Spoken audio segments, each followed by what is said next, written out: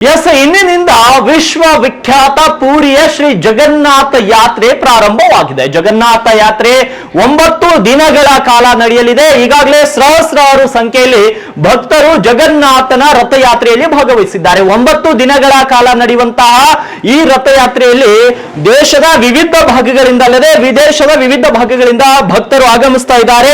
ರಥಯಾತ್ರೆಯನ್ನ ಧರ್ಮ, ಸಂಸ್ಕೃತಿ ಮತ್ತು ಸಾಮರಸ್ಯದ ಸಂಕೇತ ಅಂತ ಹೇಳಲಾಗುತ್ತೆ.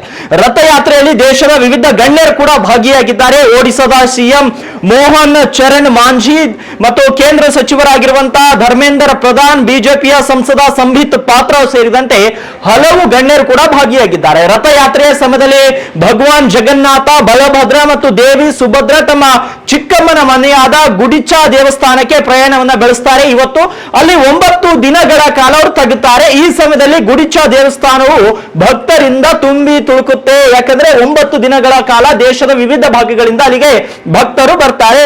ಬಹುದ ಯಾತ್ರೆ ಅಂದ್ರೆ ತಿರುಗಿ ಮತ್ತೆ ಏನು ಪ್ರಯಾಣವನ್ನ ಬೆಳೆಸ್ತಾರೆ ಈ ಮೂವರು. ಆ ಒಂದು ಬಹುದ ಯಾತ್ರೆಯು ಕೂಡ ಅತ್ಯಂತ ಅದ್ದೂರಿಯಾಗಿ ಜರುಗುತ್ತದೆ. ಹಾಗಾಗಿ 9 ದಿನಗಳ ಕಾಲ ನಡೆಯುವಂತಹ ರಥಯಾತ್ರೆಯಲ್ಲಿ ದೇಶದ ವಿವಿಧ ಗಣ್ಯರು, ಜನಸಾಮಾನ್ಯರು, ಭಕ್ತರು ಕೂಡ ಭಾಗಿಯಾಗಿದ್ದಾರೆ. ಮತ್ತು ಈಗಾಗಲೇ ಅಲ್ಲಿ ಒಂದು ಆನೆಯ ಒಂದು ಪ್ರಸಂಗಗಳು ಕೂಡ ಜರುಗಿತ್ತು. ಆನೆ ತನ್ನ ಹಿಡಿತವನ್ನ ಕಳೆದುಕೊಂಡಂತಹ ದೃಶ್ಯಗಳು ಕೂಡ ಆ ಒಂದು ಜಾತ್ರೆಯಲ್ಲಿ ಕಂಡು ಬಂದಿದ್ದು. ಆದ್ರೆ ವಿವಿಧ ಸಂಖ್ಯೆಯಲ್ಲಿ ಭಕ್ತರು ಅಲ್ಲಿ ಆಗಮಿಸಿದ್ದಾರೆ. ವಿವಿಧ ಗಣ್ಯರು ಕೂಡ ಆ ಒಂದು ರಥಯಾತ್ರೆಯಲ್ಲಿ ಭಾಗವಹಿಸಿರುವಂತದ್ದು.